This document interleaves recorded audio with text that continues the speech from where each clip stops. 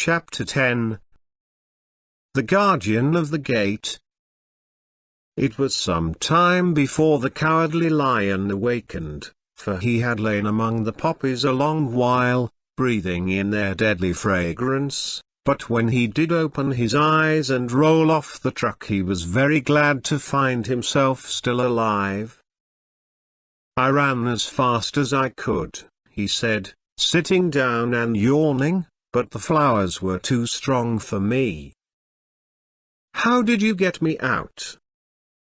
Then they told him of the field mice, and how they had generously saved him from death, and the Cowardly Lion laughed, and said, "I have always thought myself very big and terrible, yet such little things as flowers came near to killing me, and such small animals as mice have saved my life. How strange it all is! But, comrades, what shall we do now?" "We must journey on until we find the road of yellow brick again," said Dorothy, "and then we can keep on to the Emerald City." So, the lion being fully refreshed, and feeling quite himself again, they all started upon the journey, greatly enjoying the walk through the soft, fresh grass, and it was not long before they reached the road of yellow brick and turned again toward the Emerald City where the Great Oz dwelt. The road was smooth and well paved, now, and the country about was beautiful, so that the travelers rejoiced in leaving the forest far behind, and with it the many dangers they had met in its gloomy shades. Once more they could see fences built beside the road, but these were painted green, and when they came to a small house, in which a farmer evidently lived, that also was painted green.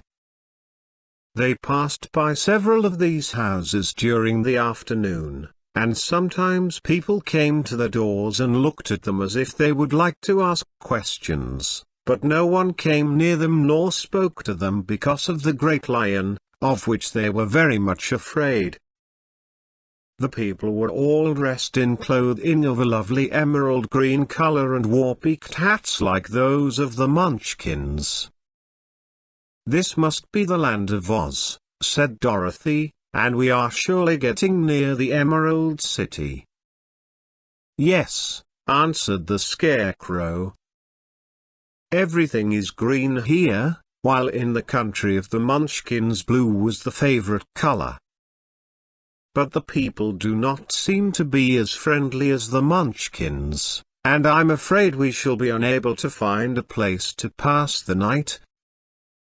"I should like something to eat besides fruit," said the girl, "and I'm sure Toto is nearly starved. Let us stop at the next house and talk to the people." So, when they came to a good-sized farmhouse, Dorothy walked boldly up to the door and knocked. A woman opened it just far enough to look out, and said, "What do you want, child, and why is that Great Lion with you?" "We wish to pass the night with you, if you will allow us," answered Dorothy, "and the lion is my friend and comrade, and would not hurt you for the world." "Is he tame?" asked the woman, opening the door a little wider. "Oh, yes," said the girl, "and he is a great coward, too. He will be more afraid of you than you are of him." "Well," said the woman, after thinking it over and taking another peep at the lion, "if that is the case you may come in, and I will give you some supper and a place to sleep." So they all entered the house, where there were, besides the woman, 2 children and a man. The man had hurt his leg, and was lying on the couch in a corner. They seemed greatly surprised to see so strange a company, and while the woman was busy laying the table the man asked, "Where are you all going?" "To the Emerald City," said Dorothy, "to see the Great Oz." "Oh, indeed!" exclaimed the man. "Are you sure that Oz will see you?" "Why not?" she replied. "Why, it is said that he never lets anyone come into his presence. I have been to the Emerald City many times, and it is a beautiful and wonderful place, but I have never been permitted to see the Great Oz, nor do I know of any living person who has seen him." "Does he never go out?" asked the Scarecrow. "Never. He sits day after day in the great throne room of his palace, and even those who wait upon him do not see him face to face." "What is he like?" asked the girl. "That is hard to tell," said the man thoughtfully. "You see, Oz is a great wizard, and can take on any form he wishes. So that some say he looks like a bird, and some say he looks like an elephant, and some say he looks like a cat. To others he appears as a beautiful fairy, or a brownie, or in any other form that pleases him. But who the real Oz is, when he is in his own form, no living person can tell." "That is very strange," said Dorothy, "but we must try, in some way, to see him, or we shall have made our journey for nothing." "Why do you wish to see the terrible Oz?" asked the man. "I want him to give me some brains," said the Scarecrow eagerly. "Oh, Oz could do that easily enough," declared the man. "He has more brains than he needs." "And I want him to give me a heart," said the Tin Woodman. "That will not trouble him," continued the man, "for Oz has a large collection of hearts, of all sizes and shapes." "And I want him to give me courage," said the Cowardly Lion.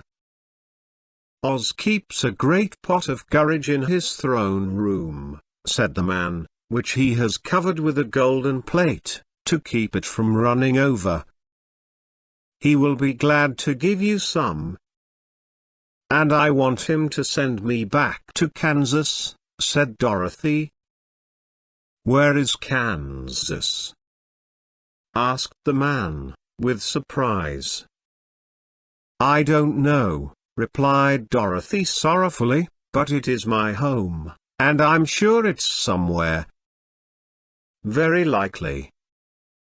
"Well, Oz can do anything, so I suppose he will find Kansas for you.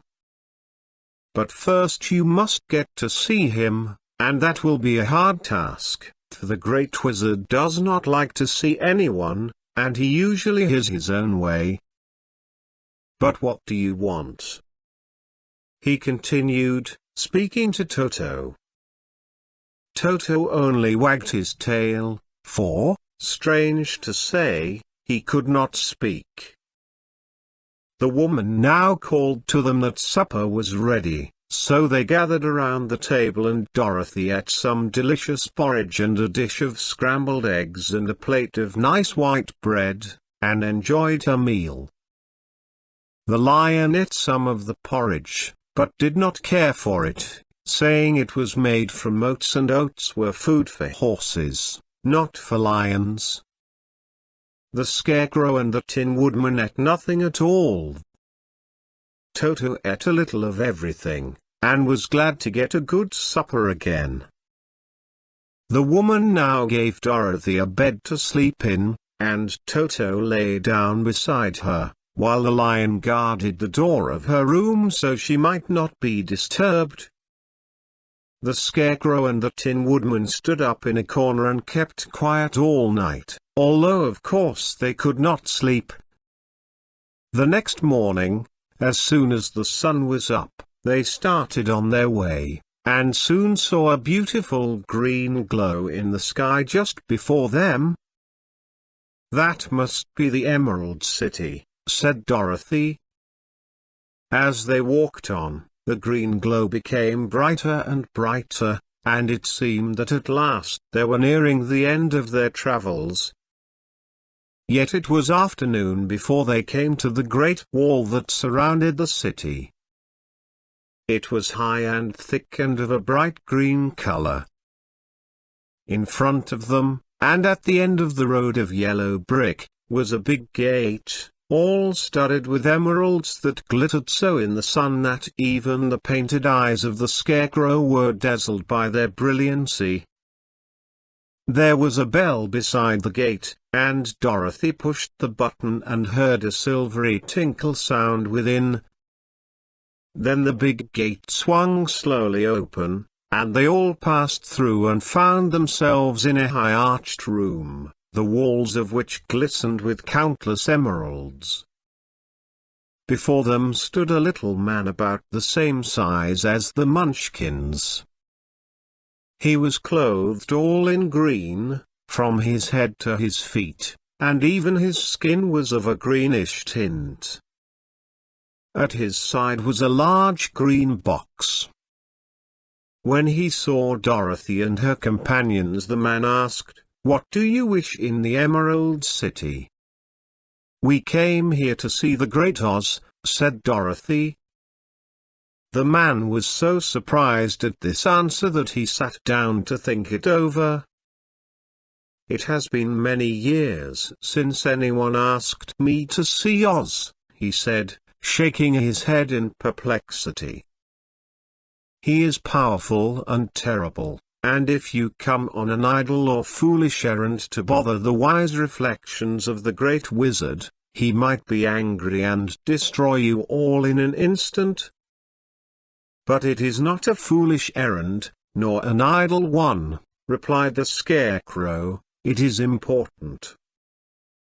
And we have been told that Oz is a good wizard." "So he is," said the Green Man, "and he rules the Emerald City wisely and well. But to those who are not honest, or who approach him from curiosity, he is most terrible, and few have ever dared ask to see his face.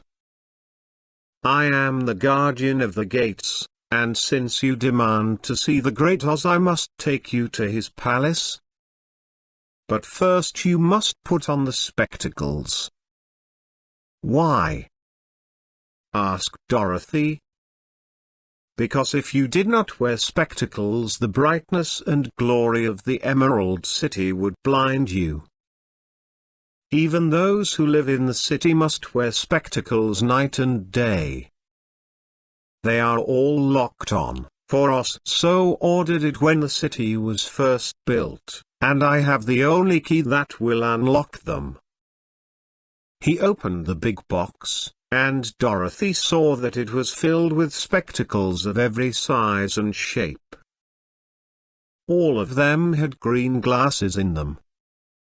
The guardian of the gates found a pair that would just fit Dorothy and put them over her eyes. There were 2 golden bands fastened to them that passed around the back of her head, where they were locked together by a little key that was at the end of a chain the guardian of the gates wore around his neck. When they were on, Dorothy could not take them off had she wished, but of course she did not wish to be blinded by the glare of the Emerald City, so she said nothing. Then the Green Man fitted spectacles for the Scarecrow and the Tin Woodman and the Lion, and even on little Toto, and all were locked fast with the key. Then the guardian of the gates put on his own glasses and told them he was ready to show them to the palace. Taking a big golden key from a peg on the wall, he opened another gate, and they all followed him through the portal into the streets of the Emerald City.